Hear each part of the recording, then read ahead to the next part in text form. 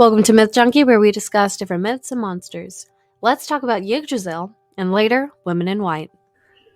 Before we get started, it is very important to understand that it is really difficult to truly pin down which details about Norse mythology are completely accurate.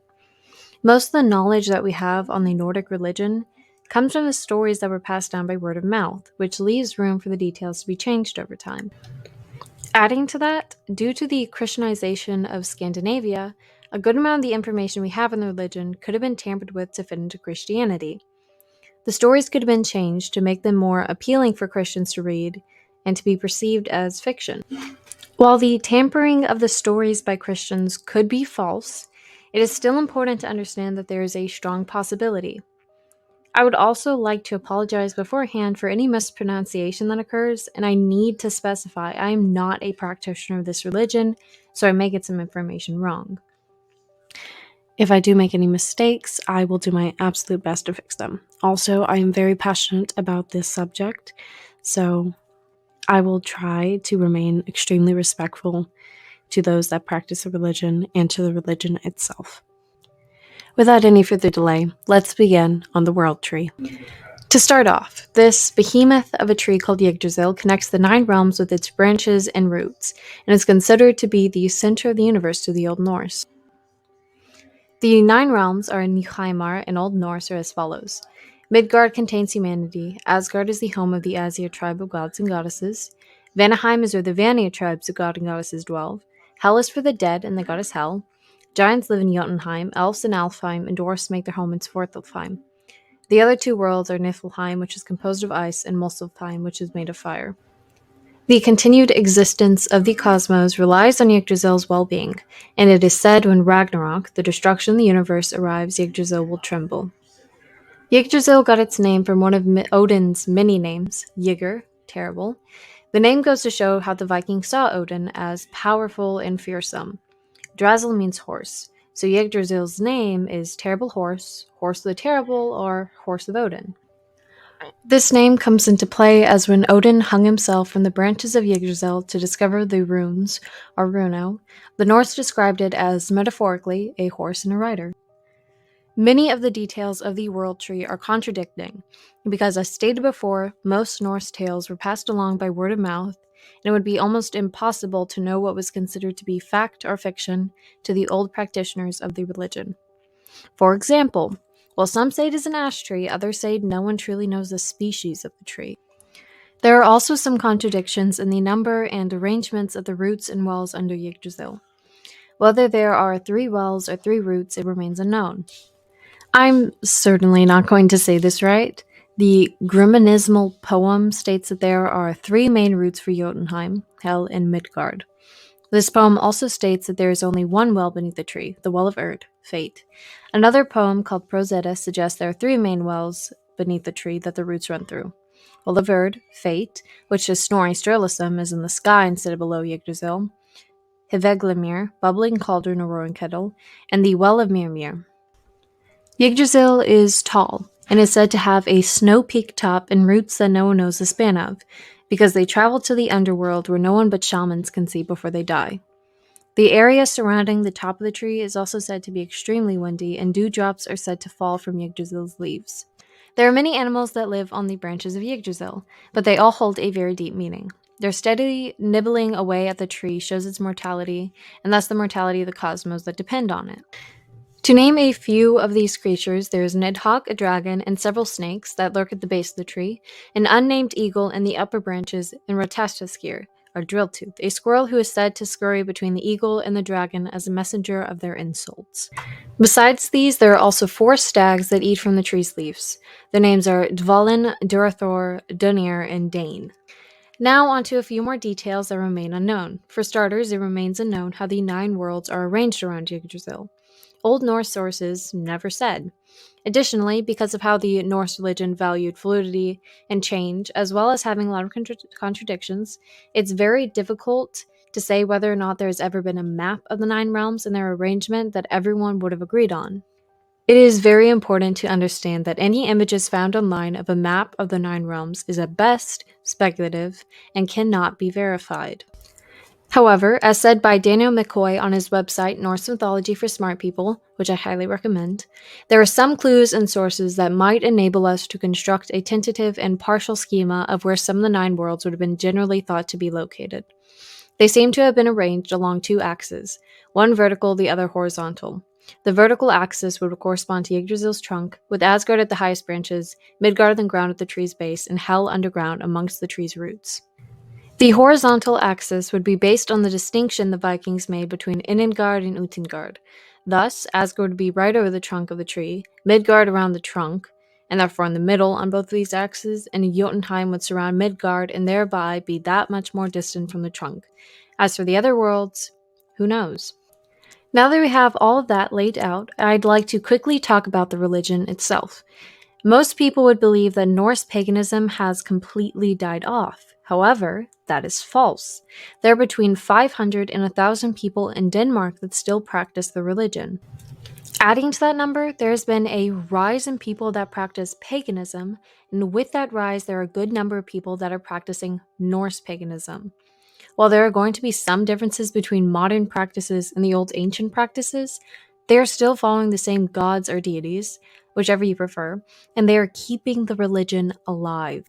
As someone that adores researching old religions and has a very special love for Norse mythology, this makes me very happy and excited. I would definitely suggest that you research some of this on your own.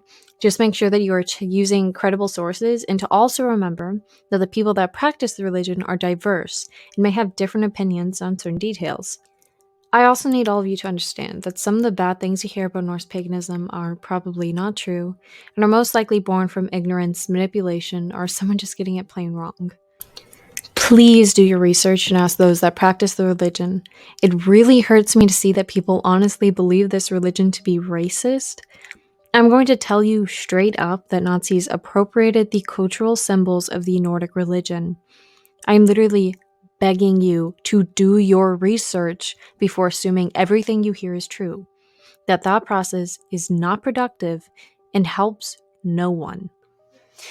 Now to end this section on a slightly happy / joking note, which is a little hard after that rant. Norse paganism is a lot more than the flashy lightning of Thor and the cunningness of Loki that you see in Marvel movies. Please don't take everything you see in those movies as fact. If you ask anyone that has looked into Norse mythology, they will tell you that the movies are at most taking very loose inspiration from the stories and are not accurate. For example, Hel, yeah, they made her Loki's sister in the movie Ragnarok, and yeah, she's not his sister. She is his daughter, for those of you that don't know. And I was very much disappointed when I saw that because it upset me very personally. It personally upset me. I was flabbergasted and upset, especially when Finir was there as her dog. That's her brother. I apologize for the rant I went to at the end, but it needed to be said. Please leave any questions you have in the comments, and I'll see if I can respond to them. Now we're going to move on to a ghost that actually has connection to Norse mythology. They are commonly called women in white.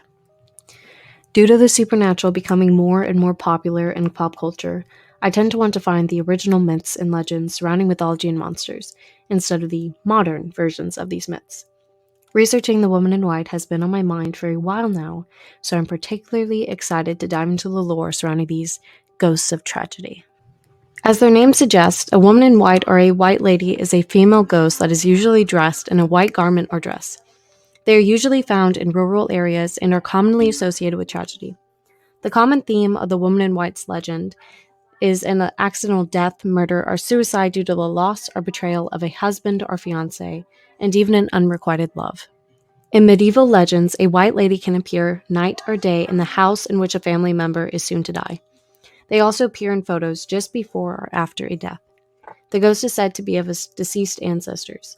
This is just one take on what these ghostly women are here to do. Pop culture has actually mentioned women in white a few times. Some examples are the pilot episode of Supernatural, where the ghost husband was unfaithful and she killed her children. 2 movies, White Lady and Lady in White, feature this spirit, and a notable addition, a movie based on a famous legend, The Curse of La Llorona. In German folklore, the white women are elven-like spirits that may have come from Germanic paganism in the form of light elves, Old Norse Ylsamar. They are described as being beautiful and enchanting creatures who appear at noon and could be seen brushing their hair while surrounded by sunlight and bathing in a brook. They might have also been guarding treasures and haunting castles. The Dutch Weitwemen go at least as far back as the 7th century, and the mistranslation can be attributed to the Dutch word wit, also meaning white.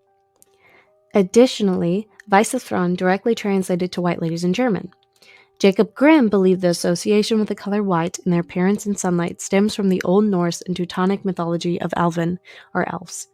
To specify the bright Ylsafar, these light elves live in Alfheim under the fertility god Freyr. As mythology began to evolve, elves stopped living in Alfheim and began living on Earth in nature. According to Grimm's Teutonic mythology and to the Mythology of All Races series, the enchantment under which they suffer may be a symbol of the ban laid by Christianity on the divinities of older faith. Modern legend of the white woman has most of them being spotted on the side of roads looking for a ride home. While some of these women died in car accidents, many follow the theme of an unloyal lover. They wait for a man to offer them a ride and test his loyalty. If he makes his own advances or responds to hers, it is commonly said the man is never seen again. There are some stories where the spirit attacks for simply dropping her off at home. However, other legends say if you reach her home and have not given or returned any flirting, she simply disappears, leaving confused men at a usually long since abandoned house. The women in white all have stories surrounded by tragedy. Most of them are said to stay on this earth to finish something. While that something could be finding her children, catching her lover cheating, or getting revenge on her killer, it is still a very sad story. I like leaving these little research binges on a slightly joking or happy note, so if a pretty lady dressed in white asks you for a ride home, you best keep your flirting to yourself.